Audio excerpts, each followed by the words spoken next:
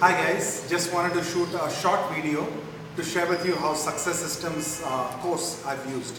So I've built two systems that I would like to share with you. One is around collecting my information. So I run a coaching company, I run an innovation consulting firm, and I work with entrepreneurs. And there's a lot of information that I'll pick up in each meeting. So what I did was I've been always mind mapping. So mind map is something like this, not the best mind map in the world. But once I've mind mapped stuff, at the end of a meeting, I rip that sheet out and I put a kind of a star against the key points, 3 to 5 key points in the meeting. Then every Saturday, I set aside an hour to look at all the key points and write a single overall mind map. So that's my collection system, right? I collect information by mind mapping, putting a star against the key points and ripping out the sheet in my diary. So this is my diary, right?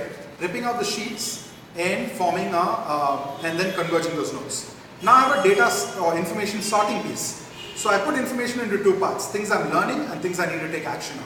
So the action part goes into my project management PPT. So I have a PPT with each project on it. So there's some actions that goes under that.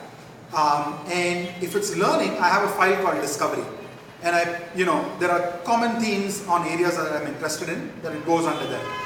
Now what happens is when the discovery file becomes more than a whole slide, I turn that into an experiment. So that's like I start a separate PowerPoint that pulls that single slide out, and that becomes my body of knowledge in that space.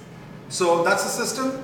And more than that, for me, the big thing has been making things simple. I'm not sure this is as simple as it needs to be, but it works for me. And eliminating unnecessary choices and then iterating to perfection.